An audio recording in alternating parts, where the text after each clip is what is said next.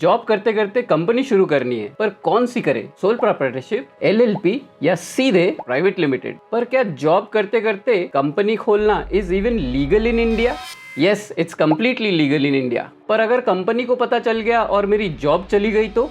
Legal तो है, पर आपकी जॉब ना चली जाए इसके लिए आपको काफी सारी चीजों का ध्यान रखना पड़ेगा। क्या है वो चीजें, वो हम इस वीडियो में आगे डिस्कस करेंगे। मगर पहले ये डिसाइड करते हैं कि कंपनी कौन सी खोलनी चाहिए जब आप जॉब करते करते स्टार्ट कर रहे हो। और यहीं पे ज्यादातर लोग गलती कर देते हैं। प्राइवेट लिमिटेड को लेके ज्यादा एक्साइटेड हो जाते हैं, क्योंकि प्राइवेट लिमिटेड सुनने में थोड़ा अच्छा लगता है, बड़ा लगता है, कूल लगता है। और उसके बाद फिर CA charges, compliances, legal documentation, दुनिया भर के खर्चे, बिजनेस शुरू होने से पहले ही पैसे जलने शुरू हो जाते हैं। और यही गलती हमने भी की जब हमने एलिसन्स की शुरुआत की, क्योंकि हमें भी लग रहा था कि प्राइवेट लिमिटेड सुनने में बड़ा लगता है, मार्केट में क्रेडिबिलिटी बढ़ेगी, बेसिकली लोग हमें थोड़ा सीरियसली लेंगे। मगर सच तो कुछ और ही निकला। कस्टमर्स को तो फर्क ही नहीं पड़ता है कि आप प्राइवेट लिमिटेड हो या एलएलपी हो या सोल प्रोप्राइटर। उनको बस प्रोडक्ट अच्छी चाहिए और सर्विस अच्छी चाहिए। तो चलिए डिस्कस करते हैं किस टाइप की कंपनी आपके लिए परफेक्ट रहेगा। ये बेसिकली 3 कैटेगरीज में डिवाइडेड है। पहला,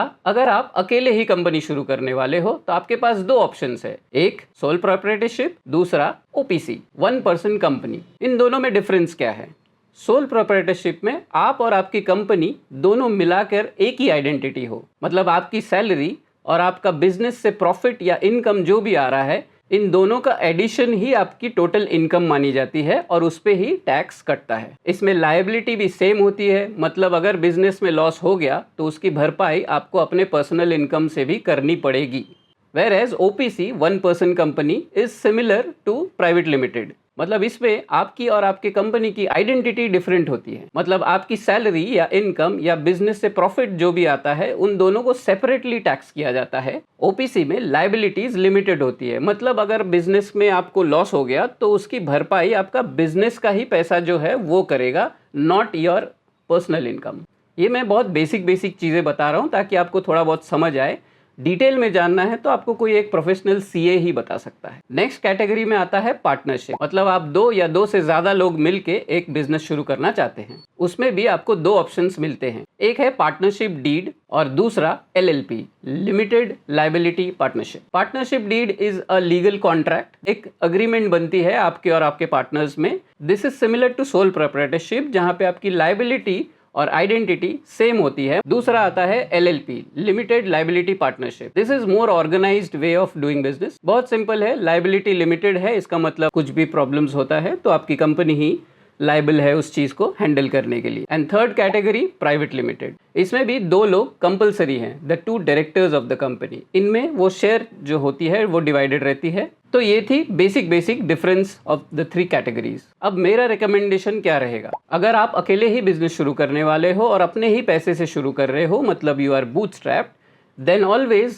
start with sole proprietorship and not OPC, because sole proprietorship is very easy to start। कोई कॉम्प्लेक्स पेपर वर्क नहीं होता है, सिंपली आपको MSME पोर्टल पे जाना है और उस पे MSME रजिस्टर कर लेना है, जो कि 10 मिनट में फ्री ऑफ कॉस्ट हो जाता है। और ये खुद आप भी कर सकते हैं, you don't need a CA. Once you start scaling, उसके बाद आपको इन्वेस्टर्स की जरूरत पड़ेगी, then simply shift to private limited. Now दूसरा, अगर आप पार्टनरशिप में शुरू करने वाले हो तो then always go for LLP and not partnership deed, क्योंकि एलएलपी में सॉलिड डॉक्यूमेंटेशन रहती है, लायबिलिटी लिमिटेड होती है। अगर कुछ भी प्रॉब्लम आपके पार्टनर्स के साथ होती है तो उसको प्रॉपरली लीगल तरीके से सॉर्ट कर सकते हो। And now private limited company, I will suggest only and only अगर आप इन्वेस्टर्स के पैसे से शुरू कर रहे हो तभी आप प्राइवेट लिमिटेड के बारे में सोचें, बिकॉज इन्वेस्टर्स को प्राइवेट लिमिटेड ही सही लगता है, बिकॉज उसमें ऑब्वियसली शेयर्स डिवाइडेड होते हैं, कंप्लायंसेस, लीगल वर्क, सब कुछ क्लियर रहता है। तो अगर आप अकेले ही शुरू करने वाले हो और इन्वेस्टर के साथ शुरू कर रहे हो तो आपको 2 डायरेक्टर्स की जरूरत पड़ेगी। आप अपने पेरेंट्स या स्पाउस को भी डायरेक्टर बना सकते हो, और जो शेयर होल्डिंग के डिविजन्स है वो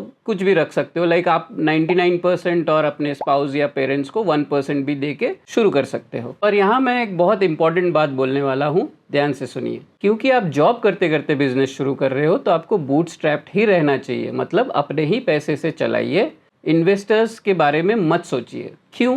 क्योंकि अगर इन्वेस्टर आ गया, पहली बात आपको वो जॉब करते करते बिजनेस करने देगा नहीं। वो अपने तरीके से काफ़ी चीज़ें बोलेंगे कि ये करो, वैसे करो, ऐसे करो, और एक टाइम आएगा जब आपको लगेगा आप अपने ही बिजनेस में नौकरी कर रहे हो। इसीलिए बेटर है 2 या 3 साल अपने तरीके से अपने बिजनेस को चलाओ, सीखो, समझो कैसे क्या होता है, उसको स्केल करो और उसकी वैल्यूएशन बढ़ाओ इन द मार्केट। उसके बाद जब आप इन्वेस्टर के पास जाओगे तो आपकी वैल्यूएशन अगर हाई रहेगी तो आपको पर शेयर पे ज़्यादा इन्वेस्टमेंट मिलेगा। मतलब जितने शेयर्स आप दे रहे हो उनको, उसके लिए आपको ज़्यादा पैसे मिलेंगे। सो 2 या 3 साल तक आप पूरी कोशिश करो खुद से चलाने की, because it's your business, it's your dream. अपने हिसाब से चलाओ। नाउ वो इम्पॉर्टेंट क्वेश्चन, जॉब करते करते बिजनेस करेंगे तो लीगल तो है, पर कैसे जॉब को बचाए रखें, राइट? बट इसके बहुत सारे कंडीशंस हैं जो आपको ध्यान रखना पड़ेगा। पहला, आप जो बिजनेस शुरू करने वाले हो वो डायरेक्टली या इनडायरेक्टली भी सिमिलर नहीं होना चाहिए जो आप जॉब करते हो उसका।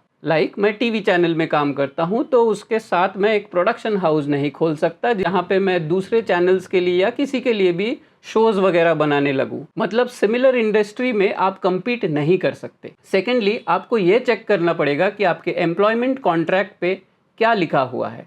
अगर वहाँ पे क्लियरली मेंशन्ड है no side business, no moonlighting, then legally आप अपने नाम से बिजनेस शुरू नहीं कर सकते हैं। बट उसका एक अलग प्रैक्टिकल सोल्यूशन है, आप अपने पेरेंट्स या स्पाउस के नाम पे भी बिजनेस शुरू कर सकते हैं and you can help them run it. मगर जॉब का खतरा तो अभी भी हो सकता है।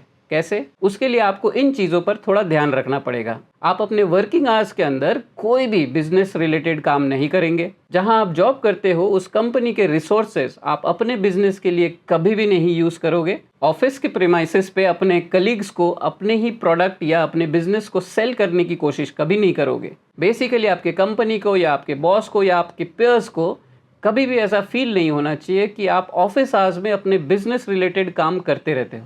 सो आपके बिजनेस रिलेटेड काम हमेशा अपने वर्किंग आवर्स के बाद ही करें, उससे पहले नहीं। तो अब आपने डिसाइड कर लिया है कि कंपनी रजिस्टर करनी है, बट वेट, कंपनी का नाम क्या है और उसका ऑफिस एड्रेस क्या है? इसके बगैर तो आप रजिस्ट्रेशन अप्लाई भी नहीं कर सकते। तो नाम कैसे डिसाइड करते हैं? Is there any hack? Yes, there is hack. और सिर्फ नाम ही नहीं, ऑफिस भी कैसा होना चाहिए ये भी बहुत इंपॉर्टेंट होता है। एक अच्छा रेंटेड ऑफिस लेना है या घर से ही शुरू करना है, एक वेयर हाउस लेना है या वर्चुअल ऑफिस इज इनफ।